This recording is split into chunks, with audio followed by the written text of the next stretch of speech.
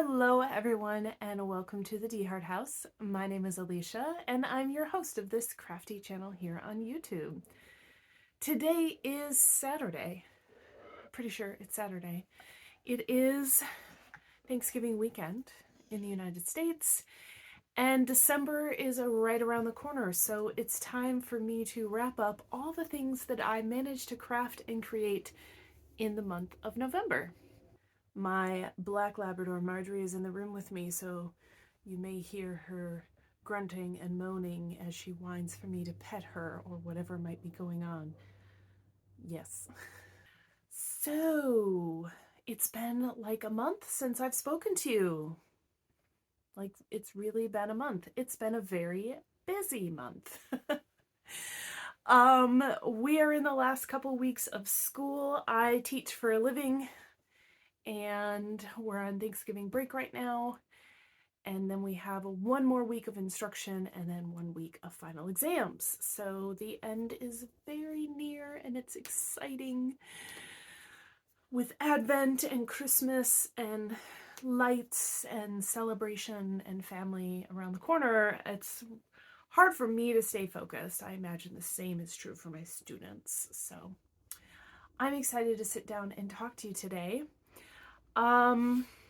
Yeah, let me talk about the things. I did manage to finish some things this month. So last month in October, I was so super close to finishing a skirt. She's literally leaning against the tripod. I'm going to brace it with my feet. One moment. Marjorie's having some issues with her allergies, so I kicked her out of the room and she just let herself back in. This is going to be an interesting recording session, chica. If you're just going to come in here and scratch. Okay, we're going to change the camera angle here so I can pet her over there. What was I saying? In October, I finished nothing, technically. And then while I was editing the October Makes video, which if I remember correctly was technically in November, I did finish the skirt.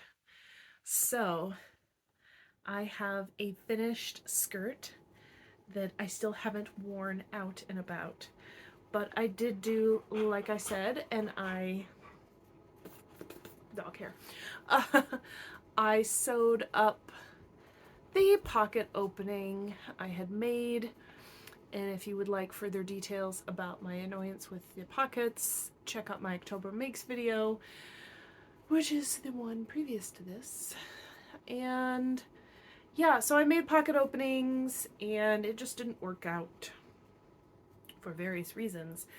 Although one of you messaged me on Ravelry giving me some tips on the bulkiness of knitted pockets, about sewing in fabric and such, and I super appreciate it because it was a great tip.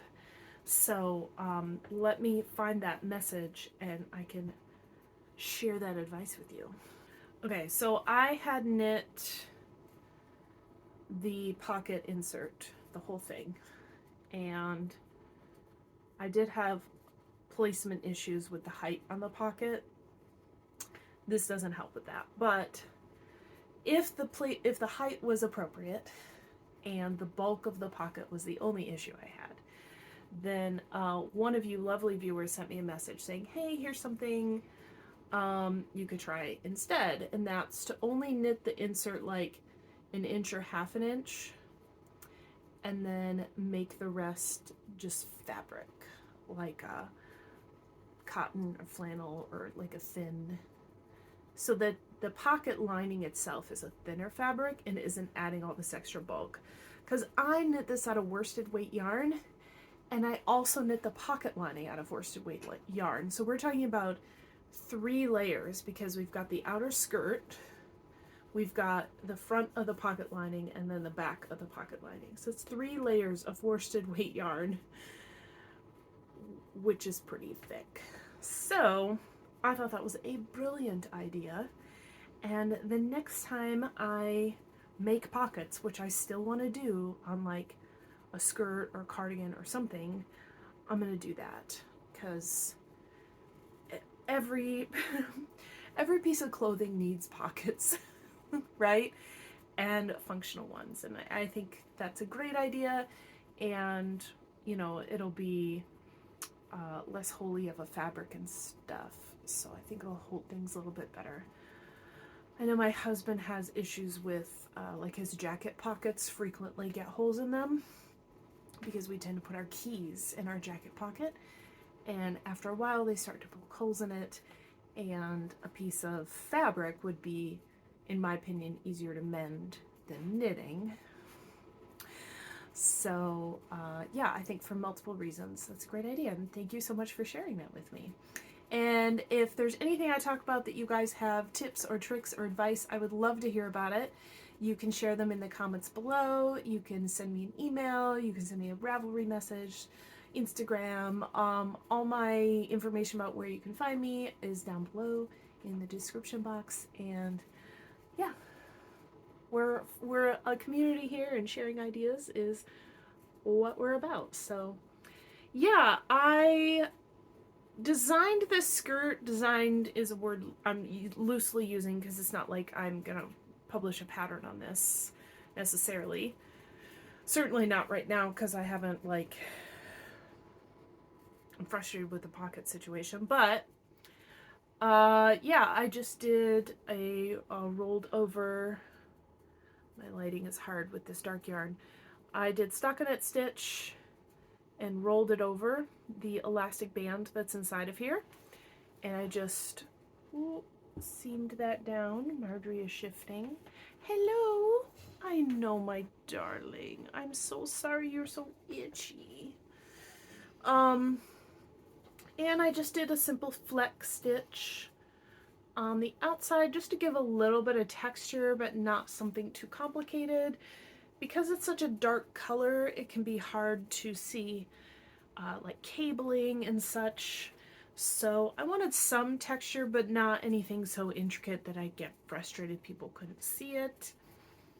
And on the edge, I did a Italian bind off, like the kind where it looks like the knit stitches roll over the edge.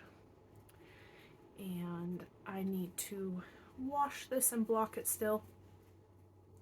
And hopefully that will help with the bottom edge wanting to roll up. I would like it to not roll up, but yeah, it's finished. And once it came off the needles, I folded it up and set it in here on the table, and I haven't touched it since. But this is a finished, my first finished object for the month of November. My second finished object came very late in the month, probably like a week ago, maybe only a few days ago, I can't remember. I finished a pair of socks that I started in September. And usually socks don't take me that long to get through, but between the skirt and a crochet project and work just draining all of my energy, I apparently didn't have space on my docket for socks, but I finally finished them. So this is a beautiful scrappy pair of socks. And what I'm doing for my scrappy socks this year, and I'm having a lot of fun doing it, is taking two self-striping yarns and alternating them every other round. So these are two colors from Knit Picks. They're both Knit Picks Felici, and the two colorways are Cactus Flower and General Store. And then the heels are a solid color. This is also Knit Picks Felici, but in a solid color, and the color is Dragon Fruit. And yeah, so I knit this sock first. It was this one. This one was first. And then what I did is the main, what I kind of look at the sock and kind of decide what's the main color, like which one's sticking out to me the most, and then I reverse the striping order of that in the second sock. So General Store went the same order on both socks, and Cactus Flower I flipped the order on the second sock.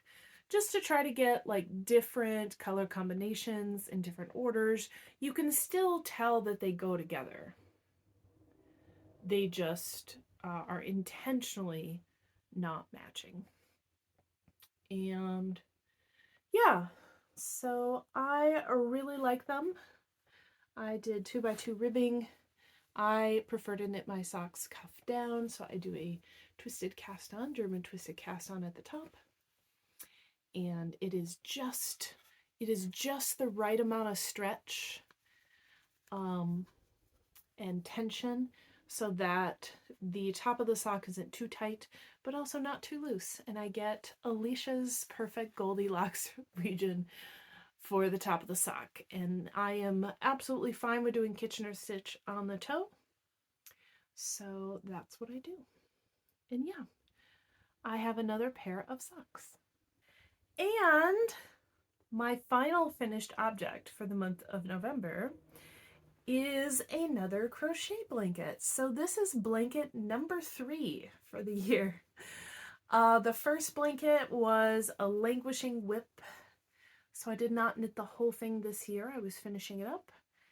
And the second one is this one draped over the back of my chair. It's more of a throw size, so not like a king size blanket or anything that massive. And this worked up super fast. And then I had the blanket mojo going, so I started another one. And it's also crochet. All of these blankets were crochet. And it's another like quilt type blanket. So I'm going to put in a picture of this sitting on my kitchen floor. And then I'm also going to see if it's possible for me to stand up and hold it for you in this room.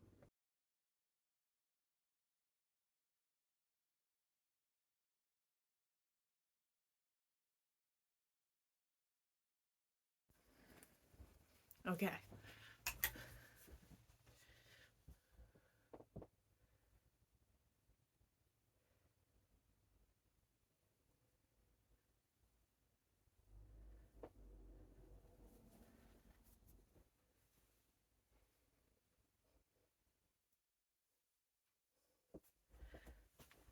It is a square. It is kind of a throw size.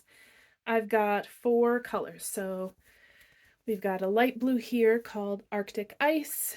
We have black, antique white, and dark olive. And I love it so much.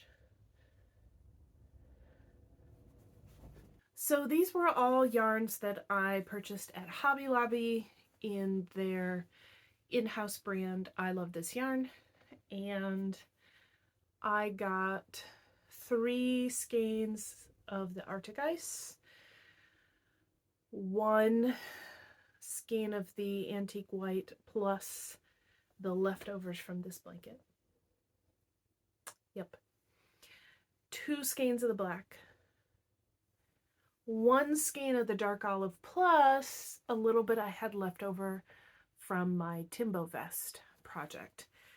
And I don't remember if I said this on the podcast or not, but the leftovers are definitely a different dye lot. And I think it's going to be really hard to capture in this lighting on camera. Maybe you can tell. This is the new dye lot and it's a bit shinier, and this is the old one's a bit more matte.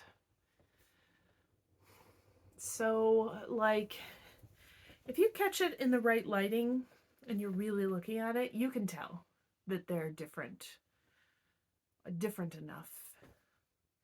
But I wanted to use up I had the same colorway in the stash. Yes, it was a different dye lot, but I was like, what else am I going to use this yarn in? And I didn't want to go buy a whole nother skein at the store and then collect even more scraps.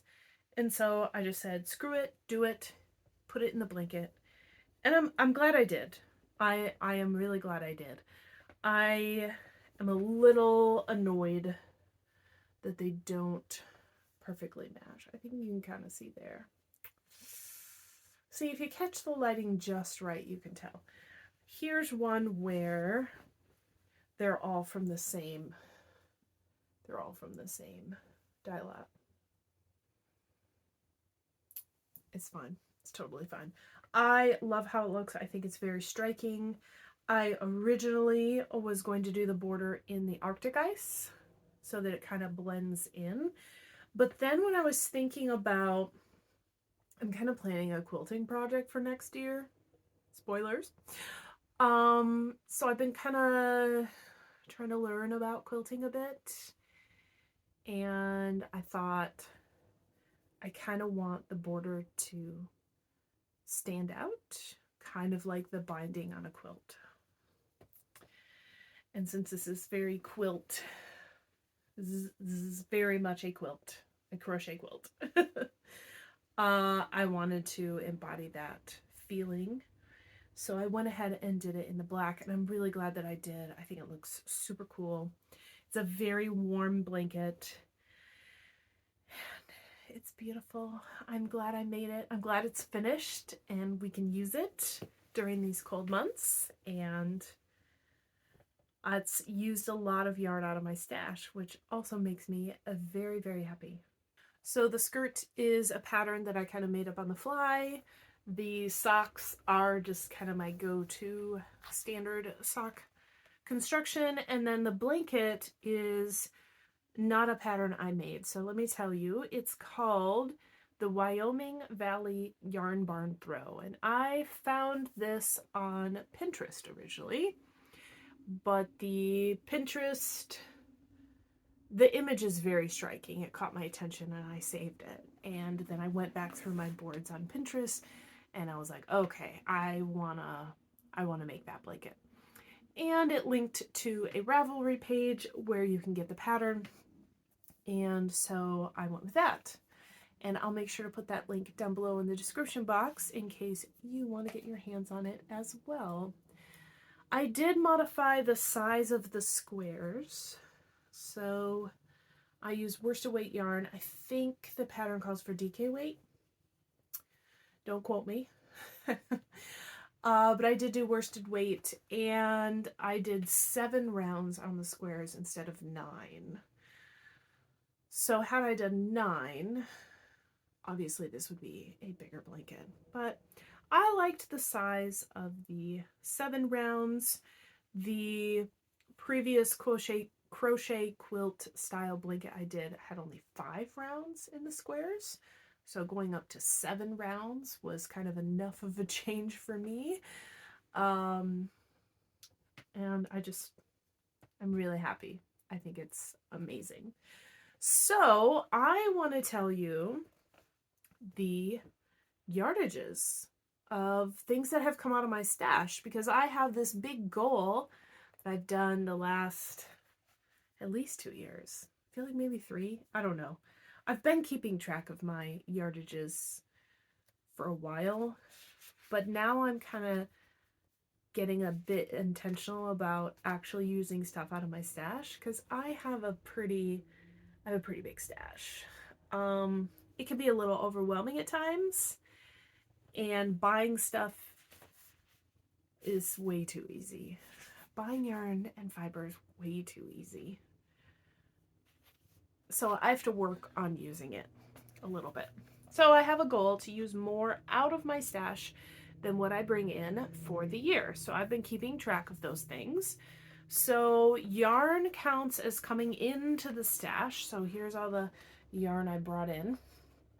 Yarn counts as coming in as soon as I buy it and it comes in that front door. Yep, or the back door, whichever door it comes in, it counts. So I write down the amounts on the label.